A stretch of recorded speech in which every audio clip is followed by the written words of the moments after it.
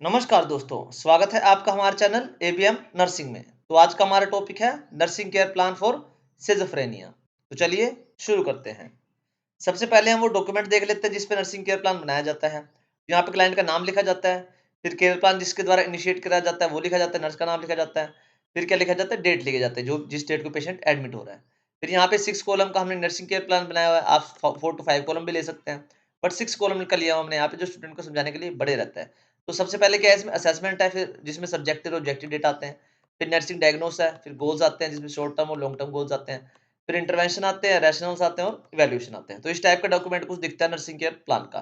तो हमने यहाँ पे क्या लिया हुआ है, एक हाइपोथेटिकल सिचुएशन प्रोफाइल ली हुई है पेशेंट की, जिसमें हमने सारा यहाँ पे डेटा पेशेंट का दिया हुआ है। ठीक है? अब इसको जो भी आपको आगे बताया जाएगा ना, इसमें सिम्पटम वगैरह जो भी बताए जाएंगे, वो आप एक मेडिकल एडवाइस की तरीके से नहीं ले सकते हैं। ये जस्ट स्टूडेंट्स को समझाने के पर्पज से बनाया जा रहा है नर्सिंग केयर प्लान को। तो सबसे पहले हमने यहाँ पे क्या लिया, पेशेंट की प्रोफाइल ली हुई है। इसमें आप जस्ट अगर आप वो फैमिली हिस्ट्री वगैरह जो फैमिली ट्री वगैरह ऐड कर दोगे ना, और same to same as it is लिख के जो भी हम असेसमेंट वगैरह न्यूट्रिशन वो डायग्नोज़ वगैरह लिख के दे रहे हैं आपको, एज़ इट इज़ भी आप सबमिट करा दोगे तो भी आपका असाइनमेंट सब सही तरीके से सबमिट हो जाएगा। तो सबसे पहले क्या लिखेंगे यहाँ पे, नेम लिखेंगे, ऐज, जेंडर, ऑक्यूपेशन लिखेंगे पेशेंट की क्या है, एड्रेस लिखेंगे उसका, मैरिटल स्टेटस लिखेंगे, सिंगल है, मैरिड है, एडमिशन डेट लिखेंगे जब पेशेंट एडमिट हुआ है, डायग्नोस लिखेंगे उसके सिज़ोफ्रेनिया है, इसका पैरानोइड टाइप का हो रहा है, ठीक है? और क्या मेडिकल हिस्ट्री लिखेंगे उसकी, एलर्जीज़ लिखेंगे उसकी, ठीक है? वेट और हाइट लिखेंगे उसकी। और क्या है, आगे फिर हमारा जो पहला कॉलम आता है वो क्या आता है, असेसमेंट का, जिसमें हम सब्जेक्टिव और ऑब्जेक्टिव डेटा लिखते हैं। सब्जेक्टिव डेटा वो होता है जो भी हम पेशेंट हमें खुद बता रहा है, ठीक है? ऑब्जेक्टिव डेटा क्या होता है, जो कि नर्स खुद ऑब्जर्व कर रही है पेशेंट को देख के, उसके वाइटल्स वगैरह चेक करके और उसकी जो भी बिहेव से पता लग रहा है उसको, ठीक है? तो सब्जेक्टिव डेटा में पेशेंट हमें यहाँ पे क्या बता रहा है कि पेशेंट को हमेशा ये लगता रहता है कि सारे लोग मुझे ही देख रहे हैं सिर्फ, और कोई नहीं देख रहा, किसी को नहीं देख रहे, सिर्फ मुझे मुझे ही नोटिस कर रहे हैं। पेशेंट को क्या अलग-अलग टाइप के वॉइसेस सुनाई दे रहे हैं, अलग-अलग आवाज़ें सुनाई दे रही है, मतलब हेलुसिनेशन जैसा हो रहा है, जो कोई दूसरे लोग नहीं सुन सकते, वो उसकी आवाज़ें सुनाई दे रही हैं। पेशेंट ढंग से सो नहीं पा रहा है रात को क्योंकि उसको सारे ये भ्रमिक टाइप की चीज़ें हो रही हैं। अब ऑब्जेक्टिव डेटा में नर्स ने क्या पता लगाया यहाँ से, वो क्या कर रहे हैं कि पेशेंट अपने आप से बात कर रहा है, ये ऑब्जर्व कर रही है नर्स, ठीक है? सस्पिशियस सा बिहेवियर दिखा रहा है, अजीब सा रहस्यमय सा बिहेवियर दिखा रहा है, आई कॉन्टैक्ट नहीं कर रहा है पेशेंट, और क्या है उसका पर्सनल हाइजीन भी अच्छे नहीं है उसको, क्योंकि बेकार फेज़ से गुज़र रहा है, तो उसको पर्सनल हाइजीन का भी कोई ऐसा फ़र्क नहीं पड़ रहा है। फ्लैट इफ़ेक्ट आ रहा है, मतलब इमोशनलेस जो इफ़ेक्ट होता है ना पेशेंट का फेस पे रहता है, बिल्कुल कोई इमोशंस ही नहीं है। वो इफ़ेक्ट्स हो रहा है, और डिसऑर्गनाइज़्ड थॉट आ रहे हैं, उसको कभी कुछ बोल रहा है, कभी कुछ बोला, अलग-अलग थॉट टाइप के उसके शो हो रहे हैं। तो इन दोनों डेटा को सब्जेक्टिव और ऑब्जेक्टिव डेटा को कंबाइन करके क्या बनाते हैं, नर्सिंग डायग्नोस बनाते हैं। जिसमें क्या होता है, क्या-क्या हमने डायग्नोस करके क्या निकाला है, डिस्टर्ब्ड थॉट है उसके, प्रोसेस आ रही है उसकी, जो प्रोसेस है ना थॉट्स की, उसकी क्या है वो डिस्टर्ब सी हो गई पेशेंट की, क्योंकि उसका जो ब्रेन है ना उसमें केमिकल इम्बैलेंस हो गया है। और क्या उसका वो अकेला रहने का मन कर रहा है उसका, क्योंकि उसको फ़ियर है कि लोग उसको देख रहे हैं, और उसको डिल्यूज़नल थिंकिंग है, उसको भ्रमिक टाइप की थिंकिंग सोचने की तरीका हो गया उसका, बिल्कुल अलग टाइप की दुनिया में जी रहा है वो, तो इसलिए क्या है वो सोशल आइसोलेशन हो रहा है उसका। डिस्टर्ब सेंसरी परसेप्शन हो रहा है उसको, सुनने वाली जो शक्ति होती है ना उसमें डिस्टर्ब हो रही है, सेंसरी जो परसेप्शन है उसकी, क्योंकि उसको सिज़ोफ्रेनिया के क्या है सिम्पटम शो कर रहा है वो। उसका जो पर्सनल हाइजीन है वो भी इम्पेयर्ड हो गया, खराब हो गया है, क्योंकि उसका मोटिवेशन ही नहीं है किसी चीज़ का करने का, तो नहाना-धोना जो भी पर्सनल हाइजीन है ना उसको करने का कुछ भी मन नहीं करता है। तो ये क्या है, नर्सेज़ ने क्या किया है, डायग्नोज़ किए हैं उसके, पेशेंट को देख के। फिर उसको देख के क्या बनाए गए हैं, शॉर्ट टर्म और लॉन्ग टर्म गोल बनाए गए हैं। तो शॉर्ट टर्म गोल का क्या बनाए गए हैं कि पेशेंट एटलीस्ट एक चीज़ को समझ पाएगा कि अगले आने वाले 5 दिन में कि एक हैलुसिनेशन को अनरियल बता पाएगा। जो भी इसको हैलुसिनेशन हो रहे हैं ना, भ्रम हो रहे हैं, उनमें से एक को बता पाएगा कि ये तो बिल्कुल अनरियल है, अगले आने वाले 5 दिन में, जब उसको ट्रीटमेंट मिलेगा।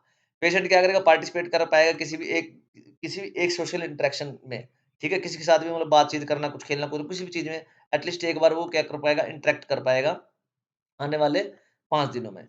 और क्या करेगा, लॉन्ग टर्म गोल क्या बनाए फिर इसमें हमने, पेशेंट क्या कर पाएगा, डेमोंस्ट्रेट कर पाएगा क्योंकि इम्प्रूव्ड रियलिटी ओरिएंटेशन, मतलब उसको शो कर पाएगा आगे जाके पेशेंट फ्यूचर में कि उसको रियलिटी और जो डेल्यूज़न है ना उसमें फ़र्क आना दिखना शुरू हो जाएगा।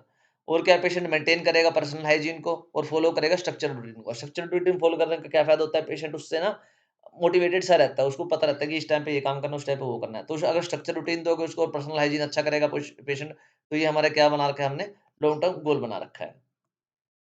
उसके बाद आते हैं हमारे इंटरवेंशंस। इंटरवेंशंस में क्या आते हैं, जो भी इम्प्लीमेंटेशन और उसको ठीक करने के लिए जो भी हम प्लानिंग करेंगे ना, वो आते हैं हमारे इंटरवेंशंस में।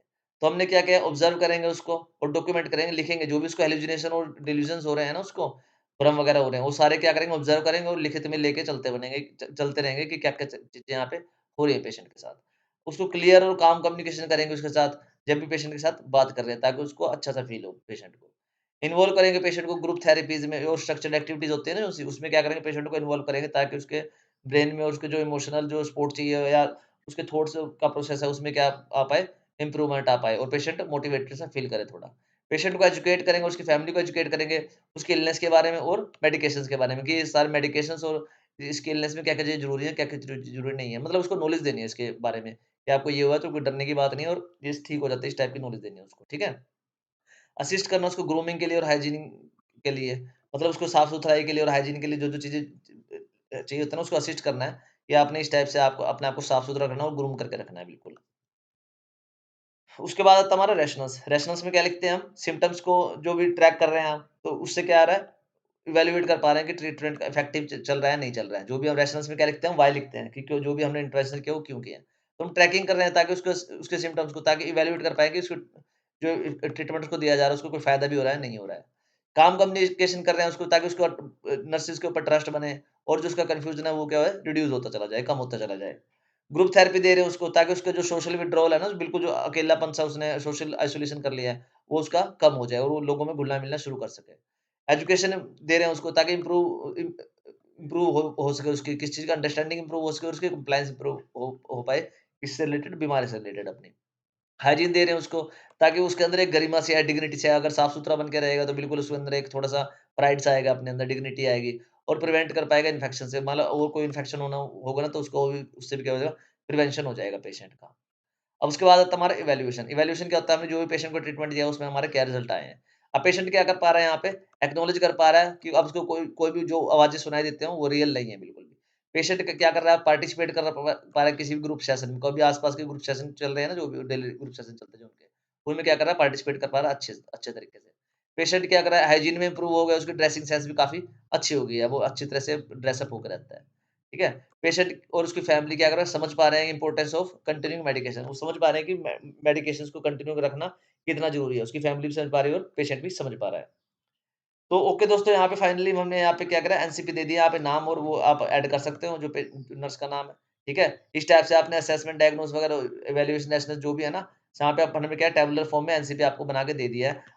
ऊपर हमने आपको अलग-अलग समझाया, वो समझाने के तरीके पॉइंट ऑफ व्यू से समझाया है, ताकि आपको अच्छी तरीके से समझ आ पाए। अदरवाइज़ आपने जो नर्सिंग केयर प्लान सबमिट होता है ना, उसी टाइप से सबमिट होता है, जो यहाँ पे टैबुलर फॉर्म में लिखा हुआ है।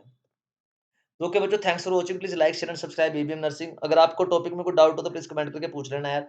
ये जो एनसीपी बनाया हुआ है यहाँ पे, इसकी पीपीटी या पीडीएफ चाहिए हो तो वो भी आप मेरे को कमेंट करके माँग सकते हैं।